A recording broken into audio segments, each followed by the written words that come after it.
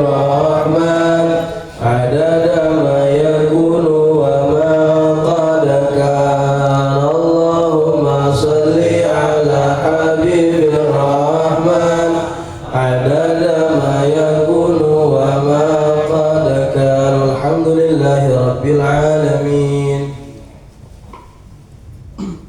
تقبل الله منكم تقبل الفاتحة على سيدنا وحبيبنا شفيعنا ورد عينينا سيدنا رسول الله محمد بن عبد الله صلى الله عليه وسلم أهل بيته وأزواجه وذريته وصحبه وأحبابه أجمعين.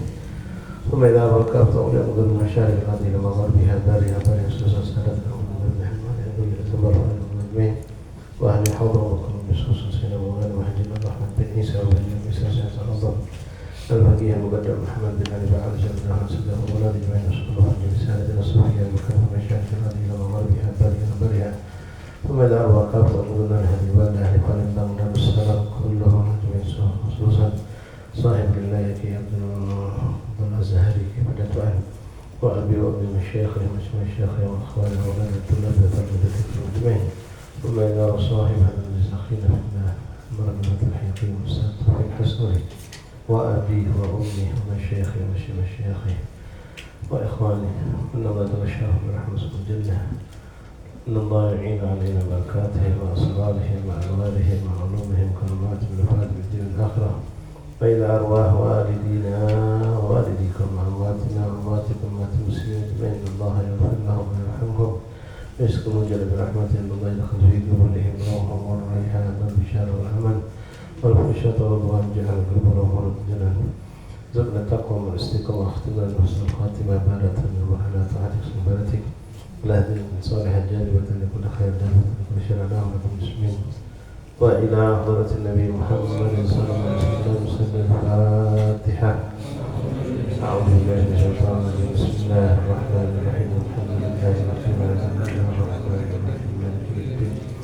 إياك نعبد وإياك نستعين اهدنا الصراط المستقيم صراط الذين أنعمت عليهم غير المغضوب عليهم ولا الضالين آمين.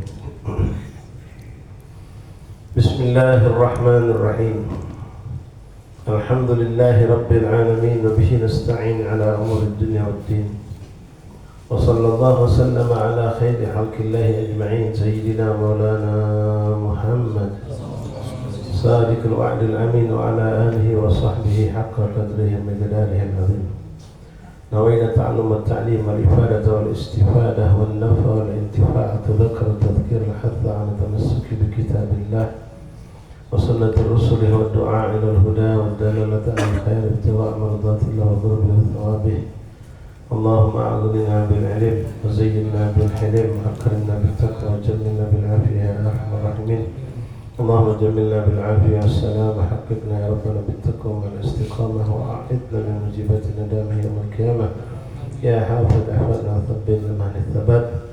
اللهم بارك لنا في رجب شعبان وبلغنا رمضان. اللهم بارك لنا في رجب شعبان وبلغنا رمضان. اللهم بارك لنا في رجب شعبان وبلغنا رمضان وأعنا على الصيام والقيام وتلاوة القرآن وهي السنة النحفظ من الذنوب والآثام. صلى الله عليه وسلم محمد وآله وصحبه وسلم. الحمد لله رب العالمين. معاشر الإخوان حاضرين جماعة مجلس تعليم روضة العلم رحمني رحمكم الله. السلام عليكم ورحمة الله وبركاته.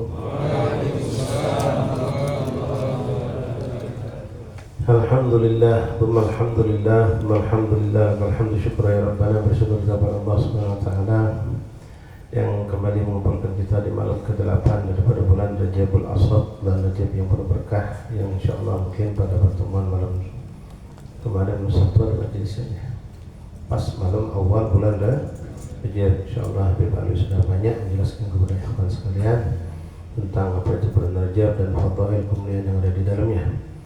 Di antara hal yang sangat ditunjukkan untuk kita perbanyak di bulan ini itu memperbanyak ketaatan dan menjauhkan diri dari kemaksiatan, ditingkatkan, dilebihkan.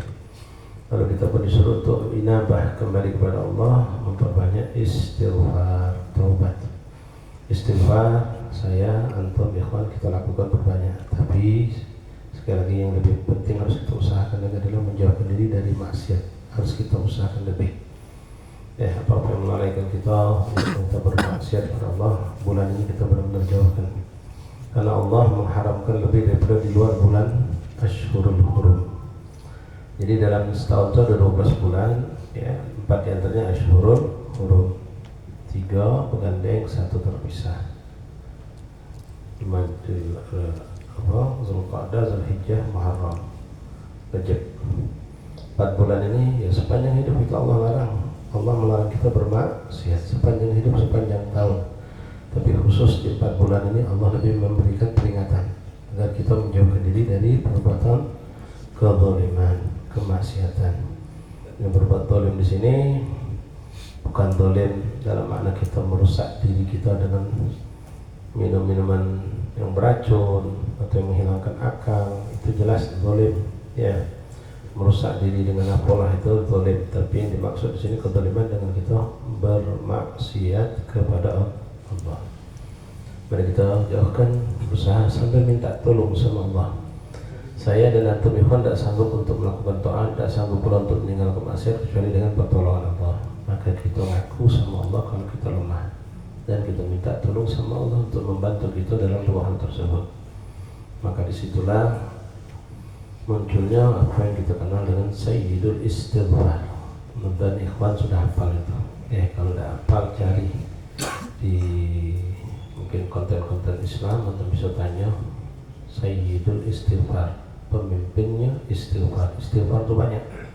Astaghfirullahaladzim, astaghfirullahaladzim, atubillah, astaghfirullahaladzim, la ilaha illa huwal hayyul qayyum, atubillah, astaghfirullahaladzim, ilmu'minul minat, Rabbi fili warhamni wa tub alaiya, Rabbi inni zalamtu nafsi, Rabbi fili maghfiratan min indik, fa innahu la yaghfiru dzunuba illa anta. Macam-macam, banyak sekali istighfar. Ya azim, ya azim, anta ilaha illa ilaha ghairuk, ighfir lana dhanban adzim, fa innahu la yaghfiru dhanban adzim illa anta. Macam-macam, banyak sekali istighfar itu. Nah, ada satu disebut Sayyidul Istighfar. Yang menamakan Sayyidul Istighfar itu Rasulullah, pemimpin dari semua istighfar. Bunyinya yang agak panjang sedikit, ya mungkin tidak sampai seperti ayat kursi, lebih sedikit pendek. Tapi kalau antum sudah hafal, ya alhamdulillah, usahakan apa ya. Kamu yang kuliah, yang sekolah, yang kerja, ngapal rumus-rumus, ngapal macam-macamnya dihafalkan. Nah, ini kita ngapalkan yang bisa menolong kita yaumul qiyamah, memberkahi diri kita. Ketika hafalan itu ada hati kita, di pikiran kita, maka hati kita ada tabungan yang untuk menyelamatkan kita, jasad kita dari adab api neraka Allah Subhanahu wa taala. Hafalkan apa yang menguntungkan kita di akhirat. Ya, saya dulu sama seperti antum, pernah sekolah SD, SMP, SMA. Ya, waktu SD dulu kita disuruh oleh guru kita ngapal nama menteri-menteri. Ya, menteri dari mana, ada lagi sudah. Ya, apa lagu-lagu wajib. Ya, memang tidak berdosa ya kan. Ya. Nah, tapi ya manfaatnya mungkin untuk akhirat kita tidak ada. Ya, tidak ada. Ya, kalau lagu wajib katakanlah untuk menanamkan cinta kita kepada bangsa dan negara. Ya, dulu ngapal menteri-menteri kalau macam itu.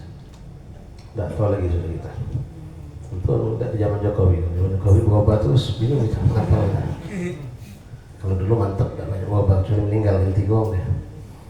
Walhasil hafalkan ikhwan bagi saya Sayyidul Istighfar, macam-macam salawat, antum hafalkan. Bahkan antum bolehlah untuk berbangga ketika anak antum banyak hafal doa.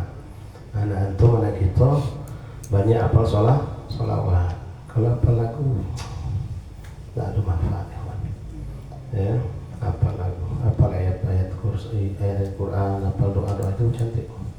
Nah, Sayyidul Istighfar tadi berbunyi Allahumma anta rabbi la ilaha illa anta khalaqtani wa ana 'abduka wa ana ala ahdika wa wa'dika mastata'tu a'udzu bika min syarri ma sana'tu abu'u laka bi ni'matika 'alayya wa abu'u bi dhanbi faghfir li fa innahu la yaghfiru dzunuba illa anta. Tidak begitu panjang. Antum hafalkan kalau memang antum sungguh-sungguh luangkan waktu mungkin seperempat jam. Kalau memang kita sedang standar hafal insyaallah ya. Kalau kita cerdas masya Allah, otak encer, mungkin 3-4 kali macam selesai hafalkan kalau bisa ya. Allahumma anta rabbi la ilaha illa anta khalaqtani wa ana 'abduka wa ana ala ahdika wa wa'dika mastata'tu a'udzu bika min syarri ma sana'tu Abu ulaka bi ni'matika alayya wa abu dzambi faghfir li fa innahu la yaghfiru dzunuba illa. Kemudian doanya Nabi Yunus alaihissalam, Rabbi inni zalamtu nafsi la ilaha illa anta subhanaka inni kuntu minadh dhalimin. La ilaha illa anta subhanaka inni kuntu minadh dhalimin. Itu juga diperbanyak. Boleh ditambahi dengan ya hayyu ya qayyum la ilaha illa anta subhanaka inni kuntu minadh dhalimin.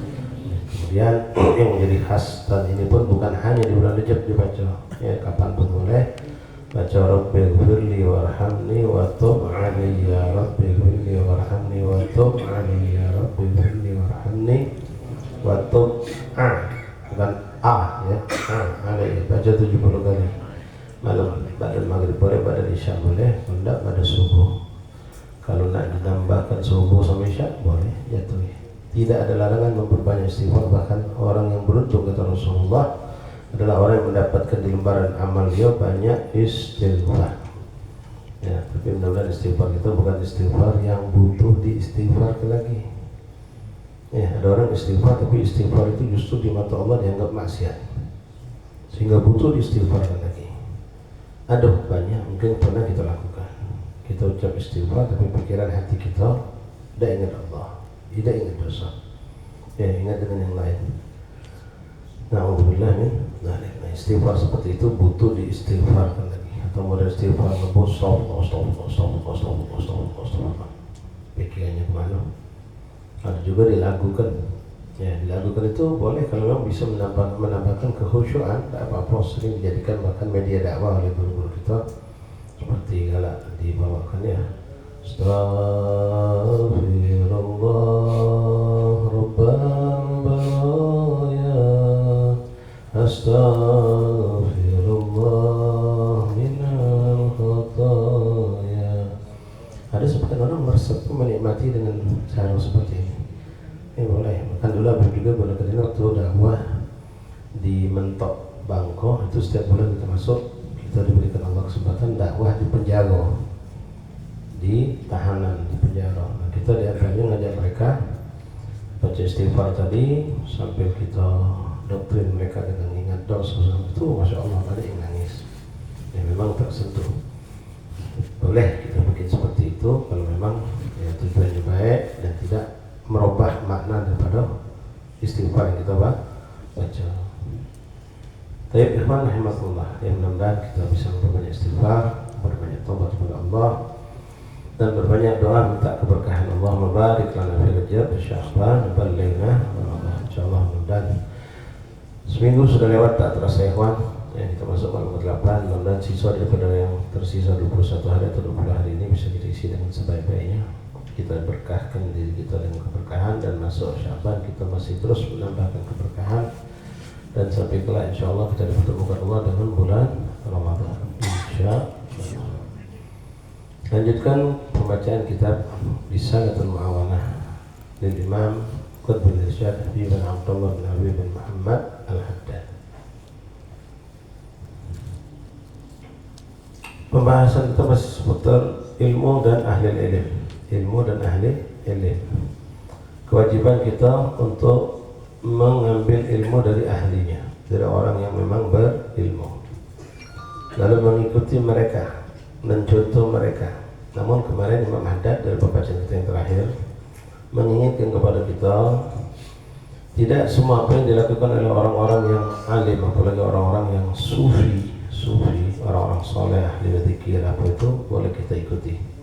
Ya, ada yang sebatas cukup kita mengikuti apa yang sifatnya memang kita tahu dalilnya, kita tahu secara umum memang dilakukan orang ketika tidak. Tapi ada hal-hal yang kita mungkin tidak boleh mengikutinya, atau kita boleh mengikuti, atau dengan cara kita bertanya. Ya, kita bertanya. Kan ada sebagian muamalah, perbuatan, zikir dan lain itu yang mereka bisa menjalannya, tapi kita tidak punya kapasitas untuk mengikuti mereka. Maka itu galak-galak ngeblank juga. Ya, amalkan amalan kiai, amalan wirid, langsung ngebek apa yang sedang diamal, yang nanya semua berapa ibu kiai macam itu. Usaha kiai kalau semalam 10.000, langsung melok kita 10.000 juga macam. Kiai dulu tak langsung 10.000 macam itu. Eksklusi 10.000 dulu, dia mulai dari 10, 40, 70, 100 sampai 1000.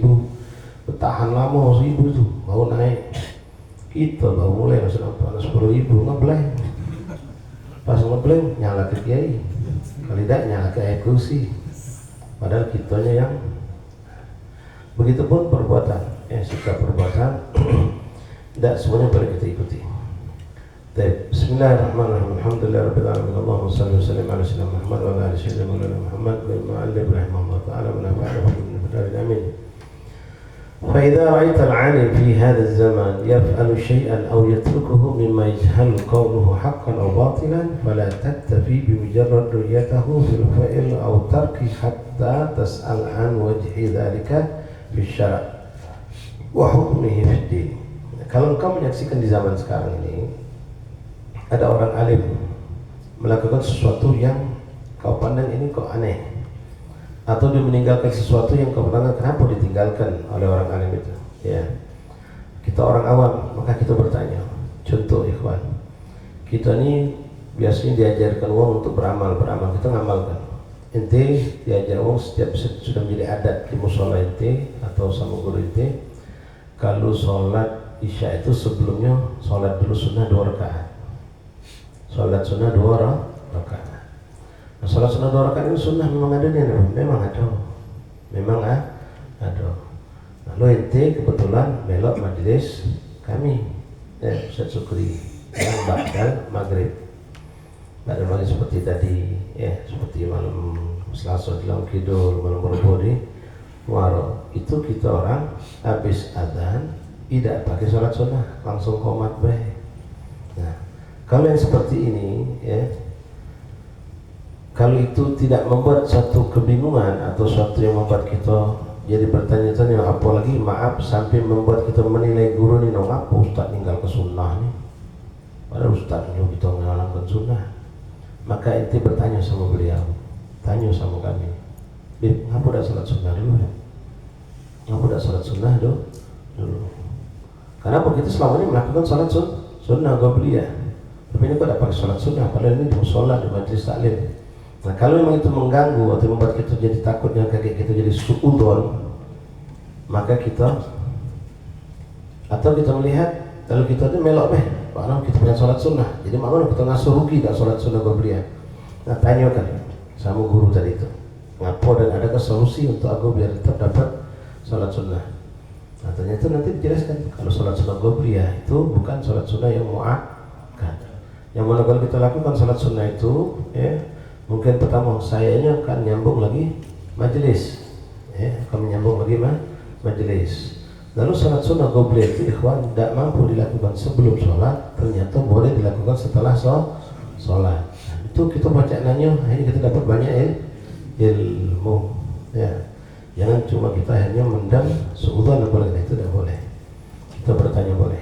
Ketika melihat guru kita macam, kita baru melok gotip atas atau macam widullah atib, baru melok sekali tahu pas lau anzalna hadzal Qur'an enggak kepala. Yang kalau kita guru kita bisa tuh selubung enggak kepala, melok kita nih. Tidak tahu, ya. Apa megang kepala? Nah, boleh itu bertanya. Daripada menjadi tanda tanya sampai balik ke making, pulang balik pala tadi, sampai besok masih making lagi, sampai tidak ada jawaban. Bertanya, tidak apa-apa, tidak apa-apa. Nah, seperti juga misal, ini kejadian, kita pernah berangkat bareng-bareng rombongan ramai ke suatu tempat di luar kota Palembang, tapi tidak mencapai 2 marhalah. Waktu itu kita kumpul acara bubar zuhur. Begitu zuhur selesai, tapi perjalanan lumayan 60 kilo lah kurang lebih, tapi tetap bukan 2 marhalah. Begitu sampai saat zuhur selesai acara, diumumkan bagi musafir yang dari Palembang jatuhin niat jamaah. Kita yang mungkin tidak paham atau cuma kita tahu ini kan belum 2 marhalah, ngapa jamaah tuh, ketika kita saksikan orang alim, ustaz tegak galau sholat jamaah galau, maka melok dulu. Kenapa? Man galla da'ani man laqiya Allah salimah. Orang yang meniru orang alim dia akan selamat. Bukan kecuali kalau sikap itu juga cuma ada sikap ustaz lain tidak semua yang ngalah. Padahal sama-sama dari Palembang. Intinya boleh melok yang terbanyak. Tapi ketika mayoritas mereka melakukan kalau melok dulu tidak apa-apa, tidak kadang sebanyak itu sah. Nah, cuma habis itu bertanya, Bib kok gitu jamak kan belum sampai 2 marhalah. Nah disitulah as-su'al nisful ilm. Soal itu, pertanyaan itu merupakan separuh dari ilmu. Soal, pertanyaan itu merupakan separuh dari ilmu. Maksudnya apa? Dengan inti pertanyaan itu dapat ilmu. Artinya seakan-akan dia itu sudah separuh, ditambah lagi jadi daripada satu ilmu. Dia kan dijelaskan bahwasanya ini adalah hukumnya boleh selagi kita cuma menjamak tidak mengqasar. Alasannya sendiri. Itu kita beramal dengan ilmu. Nah, tapi ada hal-hal yang mungkin kita perlu menahan diri. Kalau kita lihat bisa dilakukan oleh satu orang saja dari ulama atau kiai. Contoh keparangan cerita. Kita lihat tuh pas tackle itu cocokan kabel pakai kepucuk Habib, masya Allah ya, yang jenggot putih itu pakai kopiah putih. Habib Umar bin Hud, Umar bin Muhammad bin Hud Al-Attas, cuma digelar Habib Umar bin Hud, Habib Umar Cipayung, min kibar auliaillah yang meninggal tahun 90 terakhir, dekat-dekat zaman Soeharto Abubu.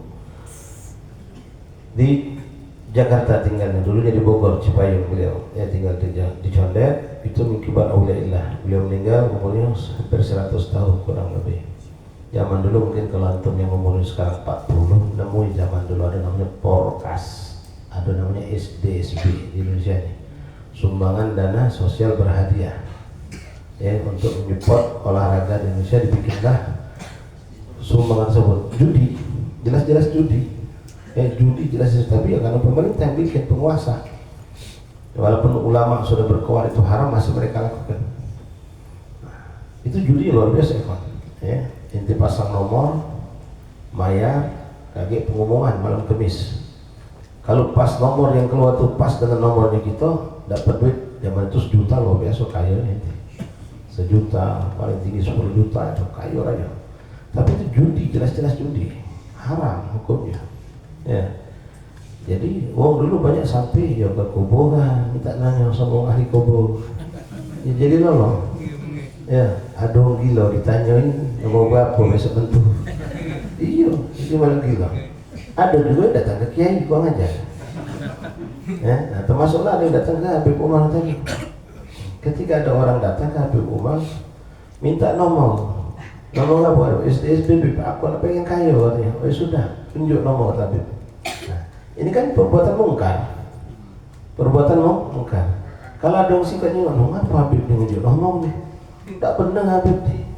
Nah, ketika ente menemukan seperti ini, ente wajib bertanya sama beliau. Ngapa Habib tunjuk kawan aku tuh nomor SDSB, itu kan haram Habib. Jangan langsung disatang, berarti Habib ini tak benar, jangan. Ngapa macam itu Habib? Nah, kalau kita bertanya, Habib tuh ngomong, kau diam Habib, kaget kau tahu dewek. Sudah diam. Ya seperti kisah Nabi Allah Musa dan Nabi Allah Khidir, mungkar yang disaksikan. Nabi Allah kita membunuh budak kecil, merusak kapal. Suruh diam, masih nanya lagi, akhirnya putus hubungan, dijelaskan. Nah, subhanallah, wong tadi tunjuk nomor. Apa saat nomor itu kan ada yang nomor besar, 4 angka, 3 angka, ya.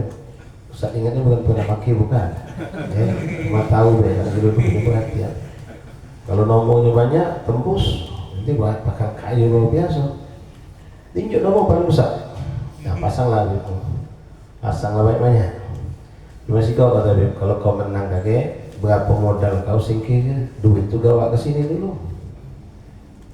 Udah. Nah, macam ini jadi ini kan perbuatan mungkar. Jangan kita langsung suudon. Kalau itu orang kita akui orang yang wali, soleh, orang alim. Singkat cerita ya, masya Allah, benar tembus. Nomor Tuhan Nabi membantu nasional loh. Mentu nomor itu dapat duit masya Allah dari puluhan juta, digawanya pakai kardus, duit sebanyak itu saja. Lalu depan Habib taruh, Habib nyuruh anak buahnya, nyuruh khodamnya bentuk kayak baskom, dibentuk ke baskom besar. Itu apa Habib? Tidak, kau nak tunjuk ke Habib, duit ini apa sesungguhnya tadi? Berapa modal kau? Lumayan, dia pasang banyak. Bentuklah dulu duit modalnya. Sudah duit tadi taruh di ember. Kawan tadi melok. Habib dengan ridaknya tadi nutup ember jadi lalu berdoa. Udah selesai dibuka lagi ember. Apa yang terjadi? Nanah sama daging isinya. Saudara tenang sudah itu. Kalau kau sampai makan ini kau makan kata Habib. Bau dinyesal, bau ditobat. Nah ini kan kita yang nggak tahu dengan berbuat macam, jangan langsung melok. Ya, jangan pula mengingkari. Boleh bertanya dengan cara yang baik. Tayyib, ikhwan rahimakumullah. Aw yatruku mimma yajhal qawluhu haqqan aw batil. Kita tak tahu ini benar apa tidak. Fala taktafi bi mujarrad riyatahu wa fi'l aw tarku hatta tasad. Jangan kau cuma melok-melok baik, kalau ini antar bingung itu mungkar atau batil atau hak. Maka tanya. Kalau kita mampu berhusnudzon penuh tanpa mengganggu pikiran kita silakan. Tapi kita diperbolehkan bertanya agar kita jelas dan legoh bahwa ini gawe memang diperbolehkan dalam syariat atau memang tidak diperbolehkan sehingga ditinggalkan.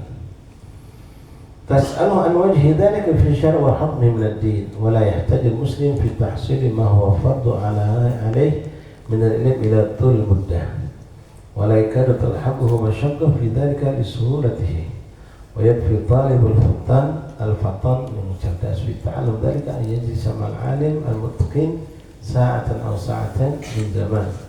وقد جاء عربي إلى رسول الله صلى الله عليه وسلم وهو يخطب في المنبر فسأله أن يعلمه مما علمه الله ونزل عن المنبر فعلمه ثم صعد المنبر فأتم خطبته. طيب يا إخوان رحمكم الله. ولا يحتاج المسلم في تحصيل ما هو فرض عليه من العلم إلى طول المدة. Untuk ilmu yang dasar ikhwan, untuk mengenal ilmu fikih dalam bab wudu, istinja, mengenal najis, cara wudu yang sempurna, lalu sholat, cara sholat yang sempurna. Untuk kalian yang orang-orang awam atau kesibukan kerja, sekolah semacam itu tidak harus seperti santri. Hampir bertahun-tahun santri itu mondok sampai 9 tahun. Itu biasanya belum selesai nyambung lagi. Ya, macam Ustaz Alwi, ya Habib sendiri kita mondok belasan tahun. Karena memang kita nak memperdalam nih ilmu. Tapi kalau untuk antum yang orang awam cukup untuk bekal kita bisa ibadah benar. Jadi antum tidak perlu nak tahu apa pendapat Ibnu Hajar, apa Imam Romli, apa Imam Syafi'i, apa Imam Malik, tidak perlu tahu. Cukup yang kita butuhkan baik. Nah itu mungkin tidak perlu butuh waktu yang panjang. Ya, bahkan mungkin untuk mengenal itu saja kalau antum memang butuh seminggu 2 minggu cukup. Tapi duduknya setiap hari belajar, kita kuasai sudah itu. Bab saum kaget, bab puasa, bab haji kaget, karena belum dibutuhkan. Bab zakat kaget, tapi bab sholat dan sekitar yang berhubungan dengan sholat pelajari. Dan tidak perlu untuk dengan waktu yang panjang, kecuali kalau kamu nak jadi kiai. Ya, kalau kamu nak jadi ustaz, butuh kita memperdalam ilmu, karena butuh memberikan, karena hajat umat itu luas dan banyak. Tapi untuk pribadi kita, untuk keluarga kita baik, cukup yang sekedar kita sudah lepas dari tuntutan. Jadi macam tadi, sholat itu ada syarat. Apa syaratnya kita pelajari? Syarat itu diantaranya adanya wudhu, pelajari bab wudhu. Syarat itu diantaranya untuk aurat, apa itu aurat pelajari. Syaratnya harus suci dari najis, maka pelajari bab najis. Jadi yang berhubungan memang harus kita pelajari itu. Tidak perlu terlalu lama untuk menuntut ilmu yang wajib tadi, kecuali memang saat kita memang sudah butuh. Sekali lagi sebagai kita contohkan untuk hari ini itu belum dituntut untuk belajar ilmu tentang puasa secara detail. Puasa kemudian mempelajari tentang sholat lebaran tidak perlu sekarang, walaupun bukan berarti tidak boleh. Tentang zakat, tentang haji, tentang jihad, yang perlu kita pelajari adalah yang pokok dulu, yang penting adalah mengenai apa yang dibutuhkan sehari-hari. Fi tahsil ma huwa fardhu alaihi min al-ilm ila tul muddah wa la yakadu talhaquhu mashaqqa fi dhalika li suhulatihi wa la yakadu talhaquhu mashaqqa, dan boleh jadi di situ dia akan mengalami banyak kesulitan kalau itu harus memperdalam fi dhalika li suhulatihi, karena hal itu sebenarnya tidak ada sulit ya kalau kita sekedar sampai kebutuhan kita baik. Tapi kalau kita nak ngejar yang banyak ya butuh waktu, butuh macam-macam, berat, sulit. Wa yakfi talabul fatan fi ta'allum dzalika ayyaji zaman alim mungkin saat bahkan orang yang cerdas itu cukup dia mungkin sehari duduk 1 jam 2 jam sudah. Nanti ketemu lagi, duduk lagi sejam 2 jam dengan orang alim, tapi orang alim yang menguasai.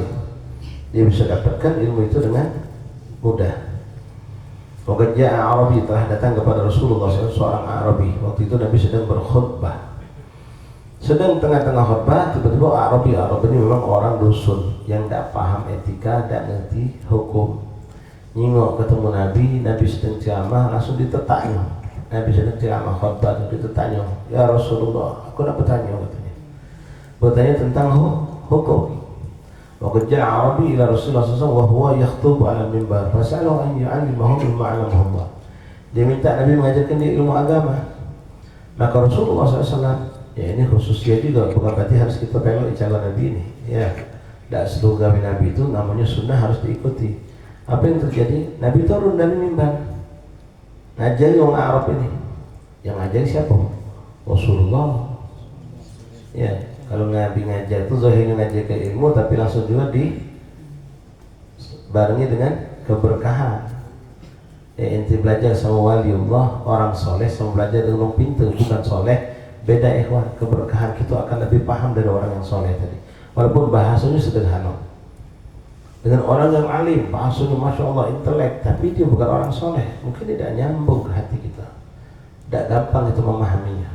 Nah ini Rasulullah mu'allimul a'zam. Ya, tidak ada guru yang lebih hebat dari Rasulullah SAW. Ya, beliau mengajari Arabi tadi, dijelaskan Rasulullah sampai langsung paham, ngerti. Selesai, Nabi naik lagi mimbar, nyambung ceramah. Ya, ada badu solehin itu, ikhwan di Hadramaut itu, sampai saking beliau itu memang Allah berikan keberkahan dalam beliau mengajar, menyampaikan ilmu, sampai dikatakan orang di zamannya seandainya ada keledai melok duduk di majelis Habib itu jadi fakih.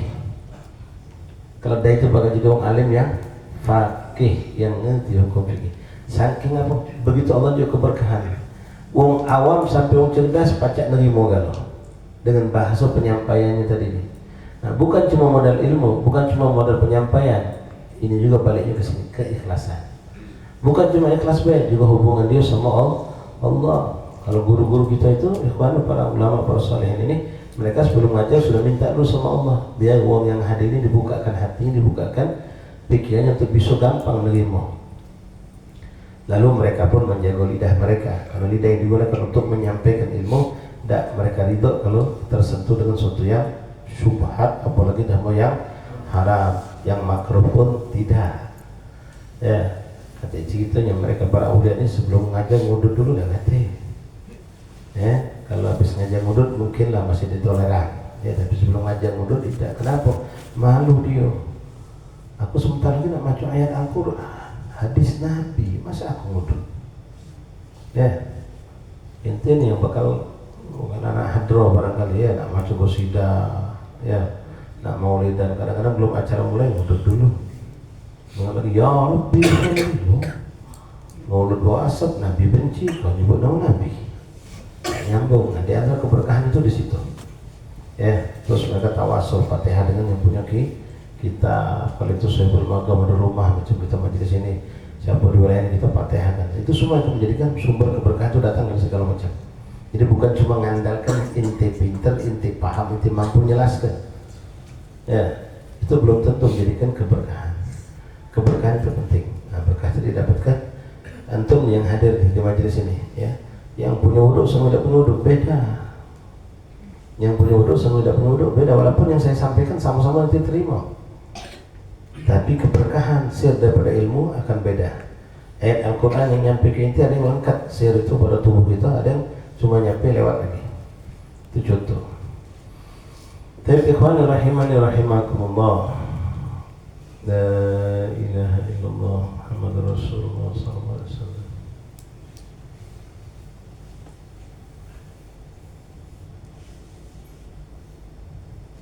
Wa 'ala al-jumlah faman arada an yaslim wa yaghnam فعليه أن لا يدخل في شيء ولا يقيم على فعل شيء قد دخل فيه حتى يعلم حكم الله فيه ذلك الشيء من وجوب أو ندب أو إباحة أو تحريم وجميع الأشياء لا تخلو عن أحد هذه الأمور أربعة والأشبه أن هذا الأمر واجب على كل مسلم. Simpulannya dari wahdat, nasihat buat kita ikhwan, siapapun kita ketika kita nak masuk ke dalam suatu pekerjaan, suatu perbuatan, suatu ibadah, baik itu yang sifatnya bukan ibadah urusan dunia, nak masuk pegawai ini, nak pegawai itu, nak melok sistem perdagangan ini, perdagangan itu, nak pinjam, meminjam lewat sistem ini, sekarang macam-macam kan. Sebelum ente masuk, ente pelajari dulu, ini hukumnya mana, boleh apa tidak, wajibkah, sunnahkah, makruhkah, mubah atau haram. Jangan kita langsung melok baik, tanya, pastikan boleh apa tidak. Kalau kita ragu, bertanya. Jangan sampai kita sudah kebablasan, tahu-tahu tidak boleh, itu sudah terlanjur. Ya, macam ada seorang pernah kami dapatkan sudah lama, dia masuk dalam masuk pekerjaan di suatu kantor. Kantor itu sebenarnya kantor yang isi muamal itu syubhat, ya sejenis asuransi lah. Bahkan banyak haramnya. Dia sudah daftar, dia sudah melok tes, lalu sudah lulus, sudah tinggal masuk pegawai. Baru datang ke kita, baru nanya, mak mana Ustaz kalau kita pegawai tempat macam ini? No. Kau nak nanya itu sebelum kau daftar ke diri, sebelum kau melok tes, sebelum kau masuk ke situ. Ini sudah, kalau kita ngomongkan udah boleh haram, belum tentu didengar omongan kita. Ngapa? Dia sudah lulus. Nah ini kalau gitu berat, bahkan jadi hujah lebih berat buat dia. Apalagi sudah ada bocoran gaji sekian, tunjangan sekian. Tapi ngomong tidak boleh itu haram. Hai kalau salah, mungkin ada kiai lain atau boleh. Ya, kalinya kiai lain usahanya nggak tahu boleh. Tidak boleh cek itu ikhwan. Ya, dagang online. Ya, dagang pakai online. Itu sebelum itu melok, jangan tanya, pastikan apa bolehnya. Walaupun nanti kan orang sudah begitu kan, tanya boleh tak? Kalau boleh, memang mana ada batasnya apa tidak? Yang ada macam mana yang boleh, macam mana tidak boleh. Tanya. Jangan sampai sudah kita lakukan ternyata kita salah, suatu kerugian. Ya. Jadi wajib kita pastikan untuk beliau kalau jumlah faman arda yaslamanya, siapa pengen berhasil dan selamat, maka hendaklah sebelum dia masuk dalam suatu perbuatan, suatu ibadah, suatu pekerjaan, pahami dulu tentang hukumnya menurut syariat Allah. Boleh apa tidak? Ya, Bib, beli baju biji boleh tak Bib? Jualan baju biji. Nanya itu juga jangan terlalu simpel. Apa dia baju biji itu Bib? Itu Bib, baju-baju bekas mau tak pakai lagi, jadi dijual ke kita nanggok ini, kita jual ke lagi. Kalau memang cak itu caranya, ya boleh baik. Ya, tapi kalau yang tidak jelaskan, boleh jadi ya, baju biji tadi itu, ya dia boleh maling. Kalau boleh maling, hukum tidak boleh. Nah, kalau sebatas sentimennya tentang hukum itu baik, ya beli baju biji boleh tak? Mungkin kalau ditanya itu seorang ahli fikih, dia cuma akan melihat sumbernya di mana biji itu. Oh kita beli dari Tengkulak, lalu kita dapatkan, kita sortir, yang bagus kita jual lagi, kita beli untuk, oh boleh kata beliau. Jadi kalau kita belinya boleh tak? Ya boleh beli baju biji kita. Tapi ketika kita bertanya dengan orang yang bersifat warok, bukan cuma alim baik, dia bakal bertanya lagi, baju itu bekas siapa? Bekas orang Amerika, bekas orang Thailand, bekas orang Cina. Oh itu kafe kalau kebanyakan. Jadi memang kau boleh beli hukumnya halal, tapi kalau boleh apa ngomong tidak usah ngapo bekas orang kafe. Jadi secara hukum fikih sudah selesai, tapi secara hukum tasawuf orang-orang yang ahli warak mengatakan oh jangan. Itu ada boleh jadi ada mudarat yang kau pakai, kau kan tidak tahu. Mayoritas orang negeri itu kafir. Boleh jadi pernah digawanya maksiat, digawanya mabuk, digawanya apa pakai tadi kau pakai. Oh macam itu Beb. Langsung diajarnya kita berpikir. Sekarang kalau kita pakai baju bekas orang soleh, kenapa kita harus pakai? Kenapa sahabat Rasulullah berebut pengen mendapatkan pakaian bekas Rasulullah? Bahkan baju bekas Rasulullah itu dijadikan azimah oleh istri Rasulullah. Kalau ada sahabat datang sakit minta keberkahan dari Rasulullah, baju Rasulullah itu direndam ke banyu, lalu air tadi diberikan kepada sahabat, dan sahabat menggunakannya, entah diusap entah diminum oleh mereka. Menunjukkan baju itu bekas siapa itu ada pengaruh. Oh ini jubah kiai fulan, oh ini tasbih kiai fulan, oh ini tidak bisa samakan dengan tasbih bekas kita. Ya, yang maca salawat 10.000 kali, Kiai Mansur cuma 10 kali, beda sudah tasbih sama dia. Apa sekali mau tasbih subhanallah artinya nyambung sama Allah.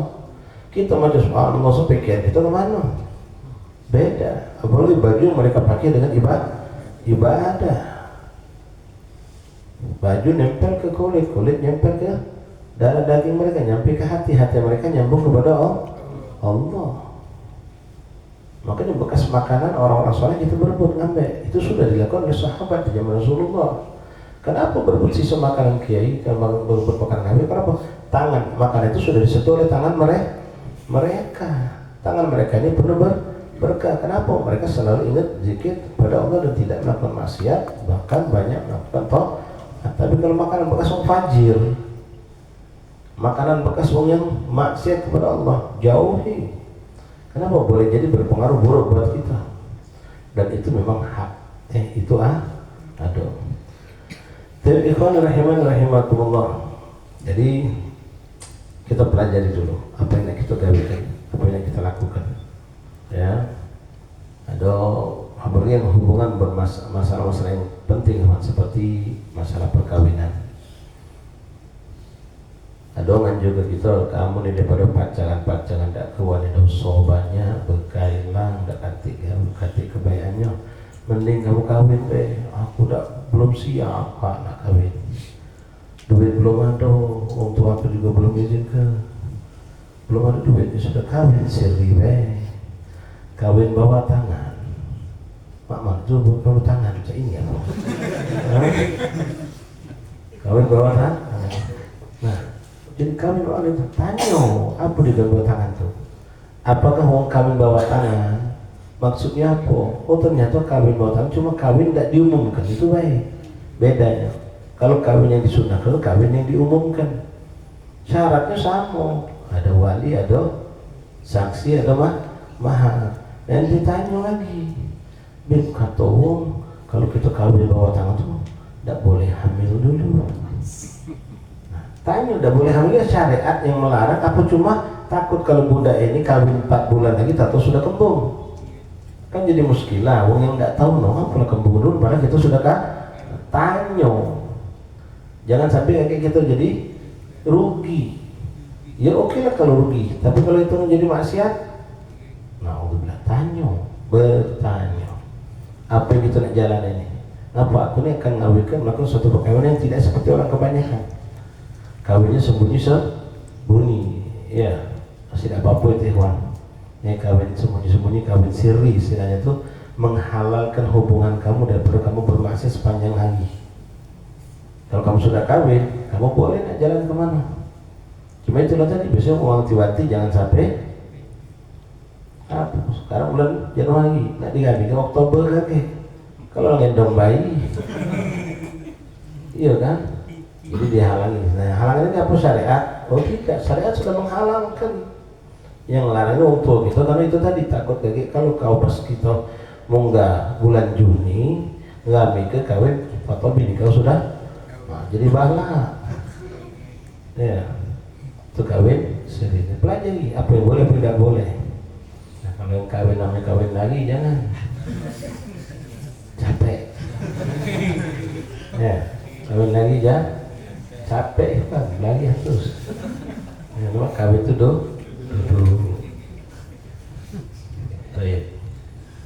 Nah, kawin lagi ada hukumnya juga kan? Tanya, belum lagi tanya dulu. Kira-kira apa hukumnya? Ada orang dibawanya di perempuan lagi ke dusun, dikawin oleh ketip sana. Apa hukumnya ini? Kaget dulu kamu langsung tanya dulu hukumnya mana? Kadang-kadang maaf ketemu ketip bodoh, tidak ngerti hukum. Kawin ini tidak dapat duit. Oh itu ada syarat. Oh, jadi wali hakim. Bentar dulu mau wali hakim itu. Pelajari. Jangan sampai na'udzubillah kita sudah melakukan atau terhitung zina. Dapat anak juga anak zina. Na'udzubillah tadi. Dia pelajari. Nak melok dagang ini dagang itu. Pelajari. Ya, pelajari. Jangan basi-basi. Melok arisan emas. Sekarang ini kan. Ya, pelajari makna detailnya. Lalu bertanya sama ustaz, sama kiai, sama habaib, detail juga nanya tuh, nyelaskan itu. Jangan cuma nanya boleh enggak macam ini. Jelaskan ini proses begini, sehingga kita tidak salah. Ya. Thumma innal mu'minin yanqasimuna ila umum wal khusus wal umum qad yaqa'una fi tarkil wajibat wa fi'l muharramat wa ahsanuhum man yubadir bit taubah wal istighfar. Orang mukmin itu terbagi menjadi dua kelompok kata Imam Haddad. Dibagi dua bisa, yaitu orang khusus dan orang umum, orang awam. Orang awam itu sering melakukan perbuatan salah, baik meninggalkan yang wajib atau melakukan larangan Allah yang diharamkan. Maka untuk orang-orang awam, ahsanuhum man yubadir bitawbah sifat. Kalau mereka orang awam tidak tahu lalu mereka terjerumus dalam suatu kesalahan, cepat-cepat taubat. Ya, cepat-cepat taubat. Kalau mereka melakukan suatu kesalahan tanpa mereka ketahui sebelumnya. Wala yahrusuna 'ala fi'l nawafil wa yanhakimuna fil mubahat. Untuk orang seperti ini bisa ditinggal ke sholat. Ya, orang awam nih, lama dia tidak sholat, tinggal ke sholat, tidak paham kalau sholat wajib. Maka ketika dia tahu, tidak usah diajari dulu sholat sunnah ini, sholat sunnah itu, ajari kodok sholat. Lakukan dulu kodok sholat, tidak usah memperbanyak sholat sunnah ini, sholat itu. Kenapa? Kau punya utang sama Allah. Ya, hakada.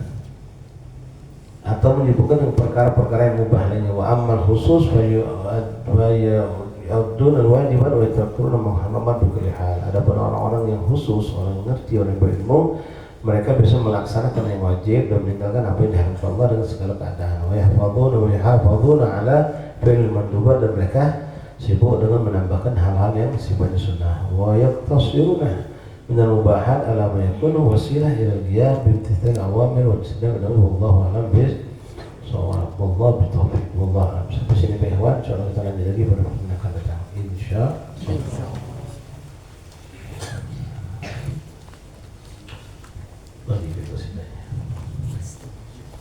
Bismillahirrahmanirrahim. Alhamdulillahi rabbil alamin. Allahumma ala sayyidina Muhammadin wa ala ali sayyidina Muhammad. Ya Rabbana ya Rabbana ansur lana juyushana ayyidhum bi quwwatil alam lilqalimin ya Allah Rabbi dammir al-yahud al-nakisina lil-ruhud wasil adha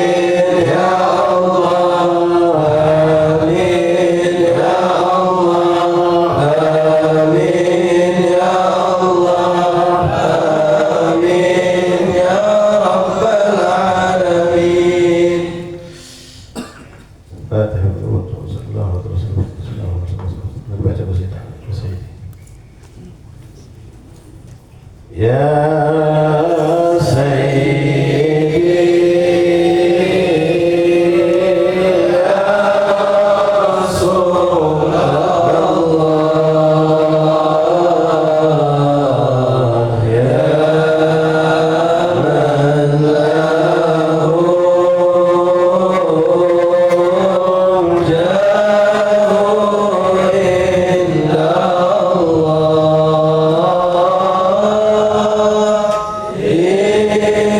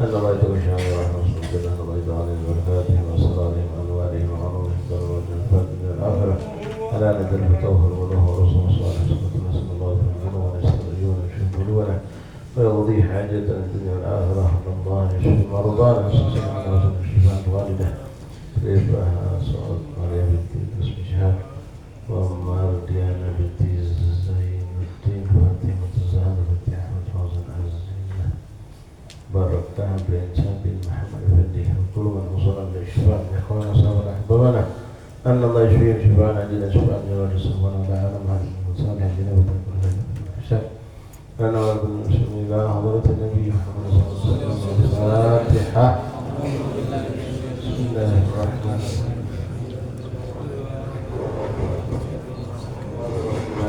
إياك نعبد وإياك نستعين صراط الذين أنعمت عليهم غير المغضوب عليهم ولا الضالين اللهم ربنا تقبل منا إنك أنت السميع العليم وتب علينا يا رب إنك أنت التواب الرحيم واغفر لنا وارحمنا أنت الوحيد الرحيم وانصرنا على القوم الكافرين برحمتك يا أرحم الراحمين صلى الله عليه وسلم محمد النبي الأمي وآله وصحبه وسلم الحمد لله رب العالمين تقبل الله منكم تفضلوا